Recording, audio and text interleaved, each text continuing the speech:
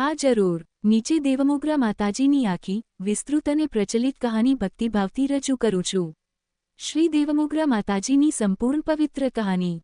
દેવમોગરા માતાજી ભારતના પશ્ચિમ ભાગમાં, ખાસ કરીને નર્મદા નદીના કિનારે આવેલા દેવમોગરા પર્વત વિસ્તારમાં પ્રગટ થયેલી આદ્ય શક્તિ માનવામાં આવે છે.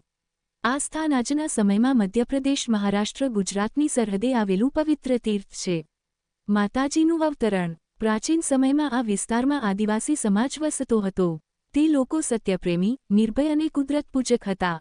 પરંતુ સમય જતાં કેટલાક અત્યાચારી શાસકો અને દુષ્ટ શક્તિઓએ આ પ્રદેશમાં ભય અને અન્યાય ફેલાવ્યો.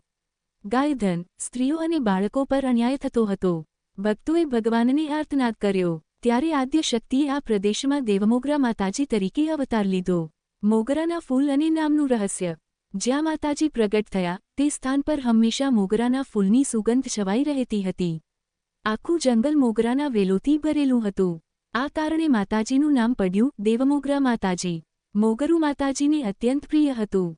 આજે પણ ભક્તો માતાજીને મોગરાના ફૂલ, નાળિયેર, ચૂંદડી અર્પણ કરે છે. દુષ્ટ શક્તિઓનો નાશ. કહેવામાં આવે છે કે એક ભયંકર અહંકારી શક્તિ, કેટલાક કથાઓમાં રાક્ષસી શક્તિ આ વિસ્તારમાં આતંક ફેલાવતી હતી. માતાજીએ શક્તિ સ્વરૂપે પ્રગટ થઈને આ દુષ્ટ શક્તિ સાથે ભયંકર યુદ્ધ કર્યું. આ યુદ્ધ ઘણા દિવસો સુધી ચાલ્યું. અંતે માતાજીએ દુષ્ટ શક્તિનો સંહાર કર્યો અને ધર્મ, ન્યાય અને શાંતિની સ્થાપના કરી. યુદ્ધ પછી માતાજીએ વચન આપ્યું, જે કોઈ ભક્ત સાચા દિલથી મને યાદ કરશે, હું તેની રક્ષા કરીશ. દેવમોગરા ધામની સ્થાપના. દુષ્ટ શક્તિનો નાશ થયા બાદ માતાજી એ જ પર્વત પર સ્થિર થયા. ભક્તોએ ત્યાં એક નાનું સ્થાન બનાવી પૂજા શરૂ કરી. સમય જતાં તે સ્થાન દેવમોગરા ધામ તરીકે પ્રખ્યાત થયું. આ ધામ આજે પણ આદિવાસી સમાજનું મુખ્ય તીર્થ, મન્નત પૂર્ણ કરનાર સ્થાન, શક્તિ સાધનાનું કેન્દ્ર રૂપે ઓળખાય છે. આદિવાસી સમાજ સાથે માતાજીનો સંબંધ. દેવમોગરા માતાજી માત્ર દેવી નહીં પરંતુ માતા, રક્ષક અને ન્યાયાધીશ તરીકે પૂજાય છે. આદિવાસી સમાજમાં દરેક શુભ કાર્ય પહેલા માતાજીને યાદ કરવામાં આવે છે. લગ્ન, જન્મ, ખેતી અને પ્રવાસ પહેલાં પૂજા થાય છે. માનતા માનીને ભક્તો પગપાળા યાત્રા કરે છે. દેવમોગરા માતાજીનો મેળો. દર વર્ષે ચૈત્ર પૂર્ણિમા અને નવરાત્રિ દરમિયાન દેવમોગરા ધામમાં ભવ્ય મેળો ભરાય છે.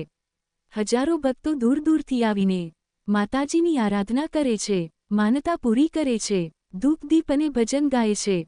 માતાજીની કૃપા. કહેવામાં આવે છે કે નિસંતાનને સંતાન, રોગીને આરોગ્ય, દુખિયાને શાંતિ, ગરીબને આશા માતાજીની કૃપાથી મળે છે. ભક્તો માને છે કે દેવમોગરા માતાજી ક્યારેય પોતાના ભક્તને ખાલી હાથ પાછો મોકલતા નથી.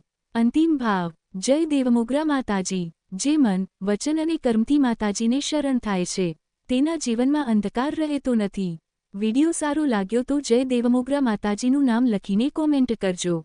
તમારી મનોકામના પૂર્ણ થાય. અને મિત્રો, અમારા વિડિયોને શેર કરજો, લાઇક કરજો અને કોમેન્ટ કરજો અને સબસ્ક્રાઇબ કરવાનું ભૂલતા નહીં.